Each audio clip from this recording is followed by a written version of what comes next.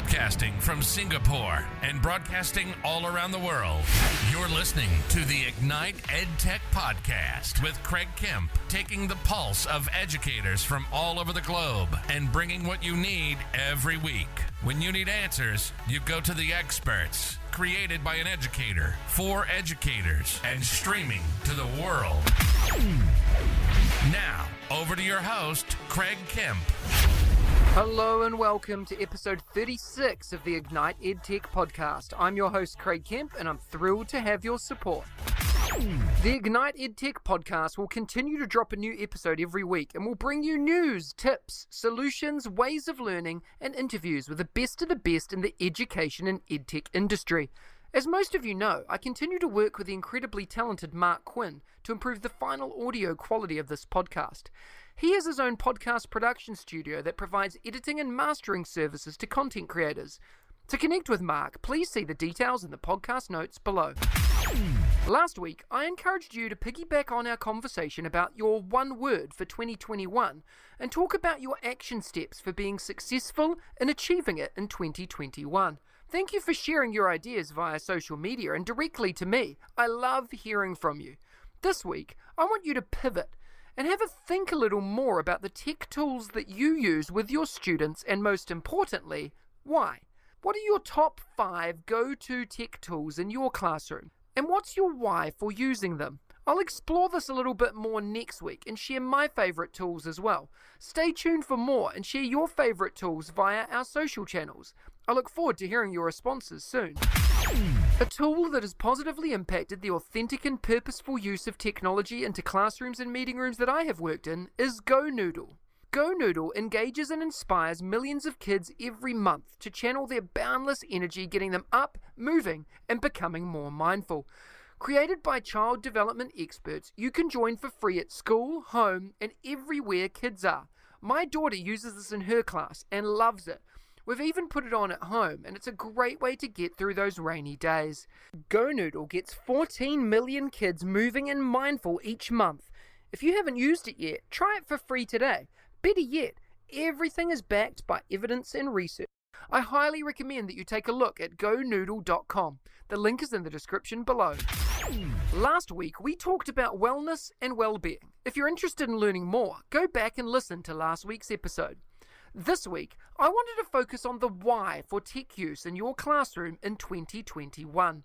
Over the past 12 months, I've learned a lot about the ways schools and the education system in general think about and implement technology programs. It's well known that schools and businesses, for that matter, try to solve problems by throwing technology at it. The issue with this is that without that human factor, technology cannot often solve the problems we have. I've suggested many times in this podcast that the pedagogy or learning first, technology second model is the most basic strategic model that we could and should use in our schools. What I mean by this is know your why and develop a written plan of attack that aligns with your school's wider strategic goals. When technology initiatives are intertwined with wider school strategic plans and not outside of this, they're more likely to be successfully funded, implemented, and sustained over time to reach their goals. I've been working with several schools and groups of schools over the last few months to help them audit their current EdTech offerings and services, develop strategies for the successful implementation of these offerings, and develop sustainable models to follow for the future. Every time for me, this starts with the why, and in the identification of what is important for the context of your school. For some schools, the why is focused on student achievement. Others are all about equitable access of learning resources, while some are simply about being more tech-equipped to provide up-to-date learning experiences for students. No matter what your why is for using technology in your classroom or school, the important part is that first step that you take to change, improve, or develop your why. What is your why?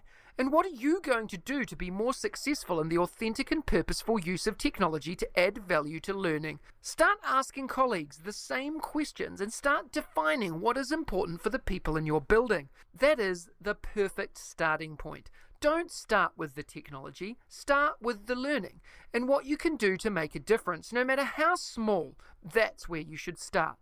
If you need help on this journey, ask. The team at Ignite EdTech would be happy to have a no-obligation discussion with you about your goals, your needs, and the process of achieving success in this area. For testimonials of this work, check out igniteedtech.com. The link is in the description below. Please share your ideas and resources for tech use too, so we can discuss them on next week's show. I would love to hear from you. Every week, I bring you a short interview with some of my edu heroes, an engaging learning experience with someone who makes a difference in education every day, with a particular focus or angle towards educational technology. This week, I had the pleasure of chatting with Sean Gaillard and Myles Webb. Let's have a listen to the chats. Today, I have the honor of speaking with Sean Gaillard. You might know him as @SMGaillard on Twitter. Shawn and I have been connected for a long time, and I genuinely think he is the most positive and respected member of my PLN. Shawn is the principal of Moore Magnet Elementary School in the US and is the founder of #CelebrateMonday and Trend the Positive on Twitter.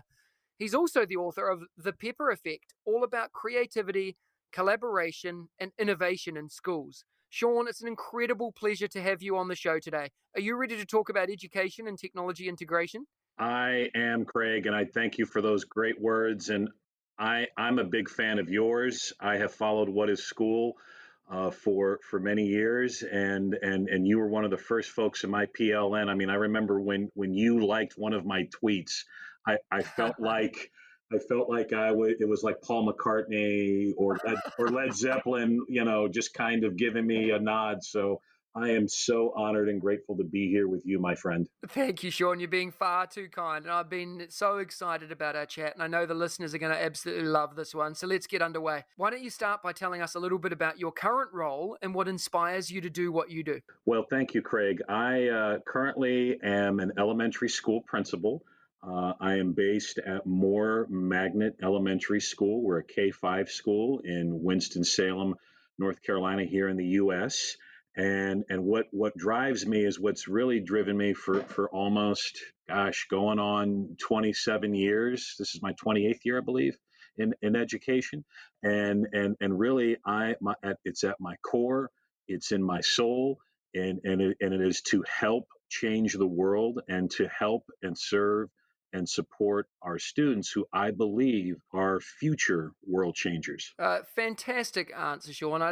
I know how exciting this chat's going to be because what you do and you share on Twitter each and every day, and I know that's probably happening in your school every day, is just inspirational. And when you think about specifically educational technology, you're in a leadership role in your school, but also globally with your professional learning network. What's your best advice for educators in relation to educational technology? First word that comes to mind, Craig, is grace. There are a lot of great things that are happening out there, and a lot of great things that our teachers and principals and educators all over the world are sharing.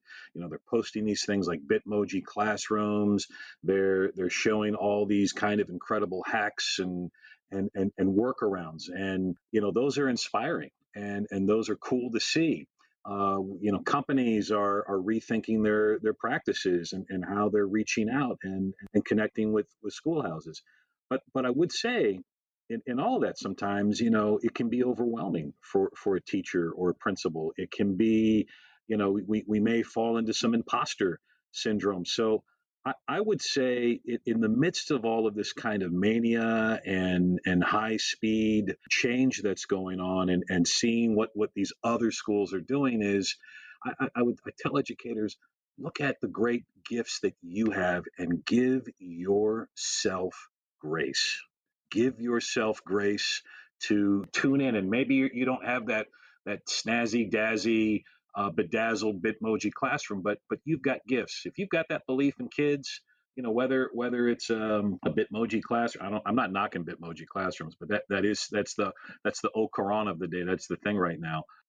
Give yourself grace, and you've got ideas, and you've got talents, and you've got creativity. So balance all of that. It's hard. I fall into that too. I'll look at what a great principals doing someplace and go, man, why am I not doing that? What's wrong with me? And then I have to take a deep breath and go, well, I'm happy for that school. I'm happy for that principal. Perhaps I can adapt that idea in a way that it's doable for me or doable for the kids and teachers that I serve. And your mindset is just fantastic, Shawn. And I can tell that the people that work in your school are super lucky to have a leader like you because of the way you think and the way that you interact with them. And I see that every day when we interact on Twitter and through social media. And that's how we met, as you mentioned in your introduction. Tell us a little bit about your choice of professional learning networks. Where do you engage and who should we be connecting with? Oh, thanks, Craig. I appreciate those kind words. Well, I would first and foremost say that, if a chat such as yours, such as What is School, and no, he didn't pay me to say this, guys, but what I like about that particular chat is everybody's invited. Everybody, there's a wide range of folks, and you and your team there put a lot of thought into your topics, and I think that's a great landing place to start and to connect. The other kind of name that really comes to mind, always comes to mind, and I know that this person is a great friend and colleague of yours as well, as Jennifer Williams. She is a friend. She's a bandmate. She's a great author. Please read her book, Teach Boldly, for those of you that are listening. She's a wonderful person to connect with on a global sense, and has all kinds of great ideas. I would also add to that mix Bethany Hill, who is a great school administrator in Arkansas, the United States, and follow her hashtag Joyful Leaders. And then probably I consider this guy as my Beatles, Todd Whitaker. And following him and his work, he's tremendous influence on me. Yeah, and I think you've just summarized the dream team of educators on Twitter, Shawn, as well, because each and every one of them I idolize a little bit when I connect in and I engage with them just because of the quality of things that they share. And it's not about quantity. And I think if you're interested in looking into social media, it's about what you share. It's not how much you share.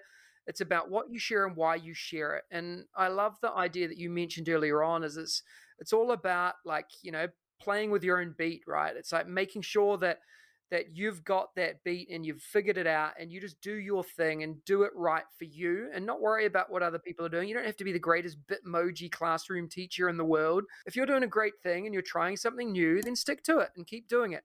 And I love that what these people that you've mentioned, and you're included in this as well, people who are inspiring each other all the time and just doing some of the basics, but also trying new things and taking risks, because that's what we expect from our kids as well. When you, Shawn, think about technology tools that you use in your classroom and in your school and in your day-to-day life, what's an EdTech tool that you're currently using in your school or in your day-to-day work that you really love?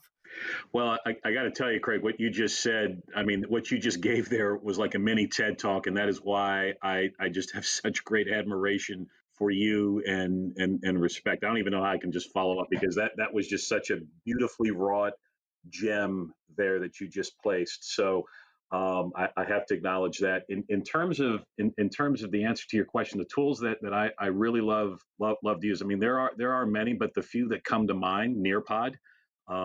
Is a tool that especially our schoolhouse in the global pandemic and our building was closed, and when we went to remote learning, Nearpod is a great tool that is standards based, but is also, it grows with the profession, it grows with the need. So I like the fact that there's a strong SEL, social emotional learning component that's within there, and that's so important for our kids. Nearpod. Flipgrid is one of those tools that I love as well in terms of connectivity, and you've been a part of some of my Celebrate Monday shout out Flipgrids, and it's great to get people from all over the world to get in there and to share. And it's also a great way to promote student voice and student agency. And then the kind of the classic tools, Twitter, of course.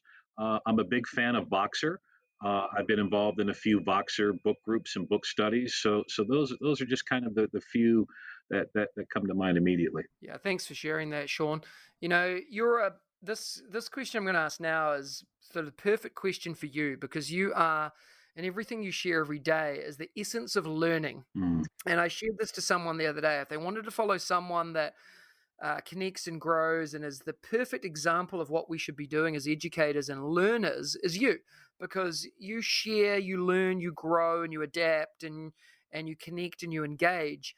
As educators, we all say learning is important to all of us, but we don't all act on that. And you are a person that does that. What's one book, Shawn, or resource that you've recently been reading, or just one of your all-time favorites, and tell us about why we should be exploring it? Oh man, I'm a book nerd. I'm a book geek. I love to read. I have a long set list of books that I read from.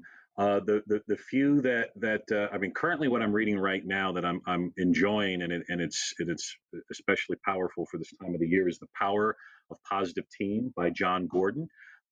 He is the author of The Energy Bus, and I have to thank Bethany Hill for introducing me to that. But that book is all about building your team and building your vision in any organization and even in the schoolhouse. So that's my current read that I'm enjoying right now. I did mention Jennifer Williams' Teach Boldly, which is a book that just is, there's so much inspiration there, and there's practical, sincere ways to apply and to connect with other educators on a global level. Todd Whitaker's What Great Principals Do Differently, that's a book that I reread twice a year. Practical, sensible advice, but it all comes down to building relationships for the people that we serve in a very sincere and powerful way. A life-changing book for me, anything by Dr. Martin Luther King.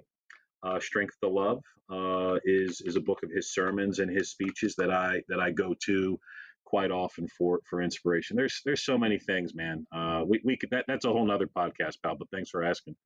You're so welcome. And on top of all of this, you're actually an author yourself. Tell us a little bit about your book. What inspired you to write it, and why should we read it? Well, The Pepper Effect is my love letter to the Beatles and education. And I am a huge music nut. I'm probably have more records than I do books.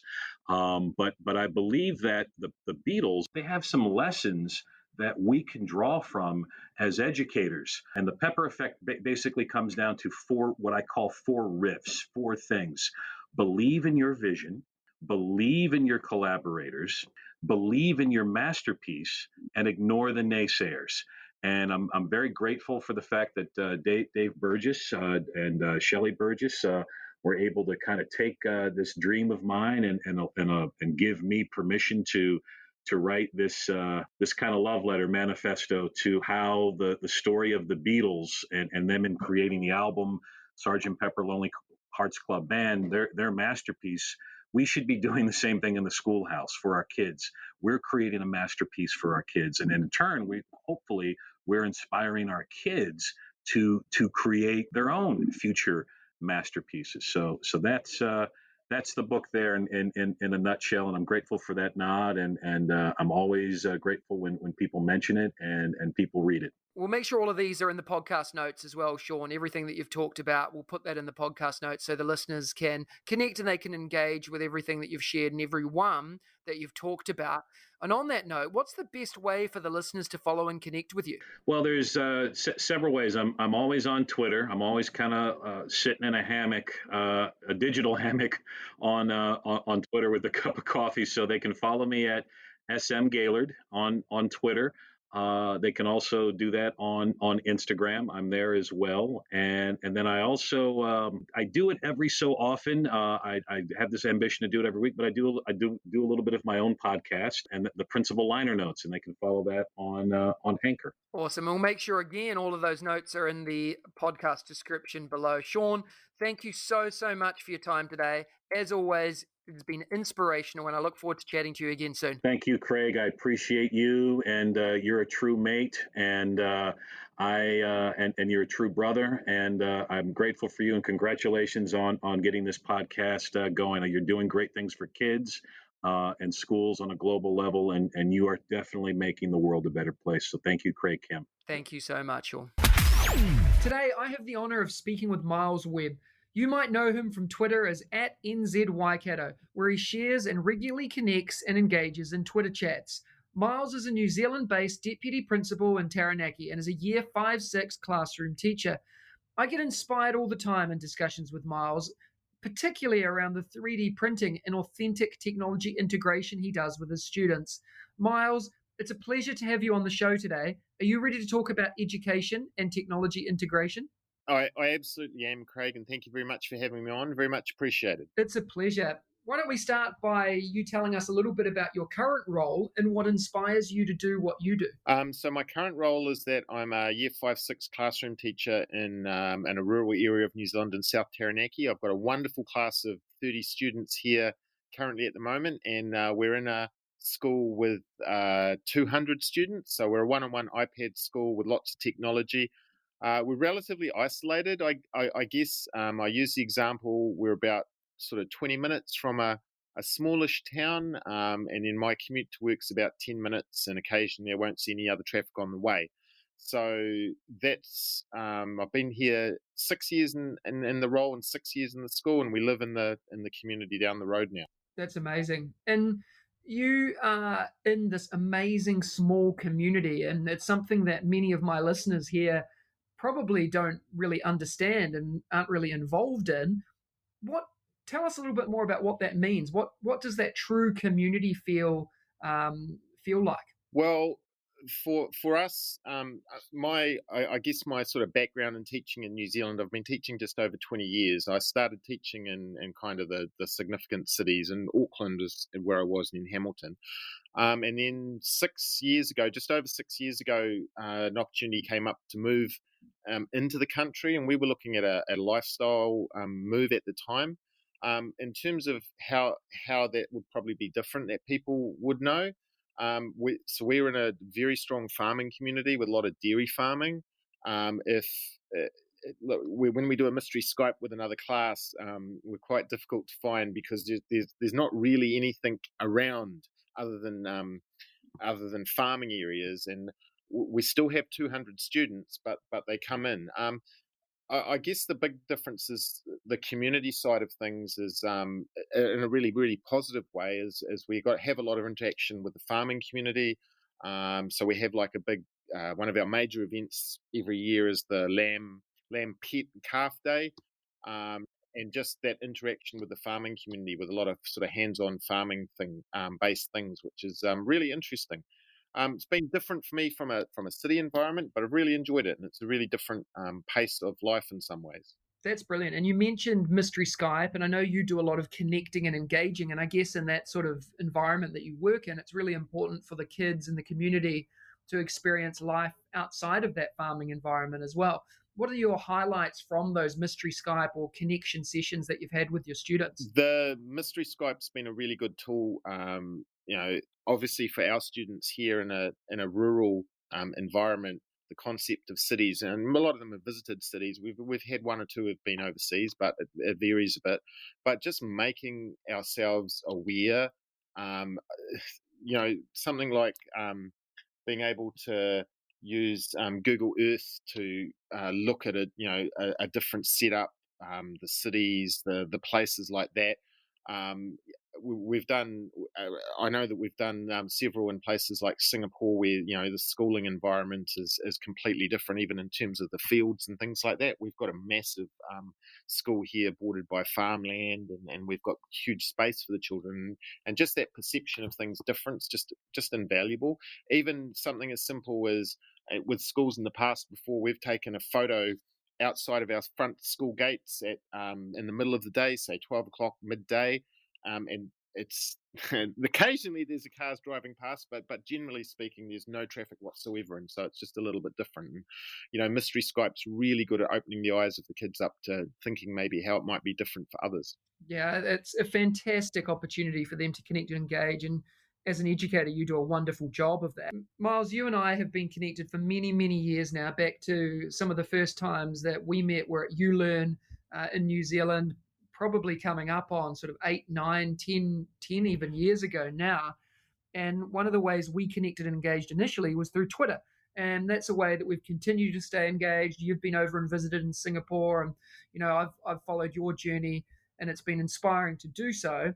A lot of people listening are probably just starting to get into professional learning networks and connecting, engaging, probably through Twitter. Tell us a little bit about your professional learning network journey. Where do you engage, and who should we be connecting with? So I mean, for me, in a physically semi-isolated area, Twitter's really, really invaluable just in terms of the influences I can get, the people that I can connect with. Personally, for me, the first year that I did it, one of the things I know you talk about is the why for it. I didn't see the why originally for the first probably few months, and then I just sort of had a moment where I got it and realized I could start making connections, and those connections are just invaluable. So I use it as a connection tool. For me, it's been just over 10 years. I still use it as my primary connection tool. Just started touching on a couple of areas. There are some amazing individuals on Twitter. There are some people who, if I need inspiration for amazing projects, amazing work, there are some just people out there who are always sharing, and it's just phenomenal. So inspiration wise, that's great. I also Twitter chats would be the other thing. There is a couple of fantastic Twitter chats. Being in New Zealand, the timing's not always great for some of them.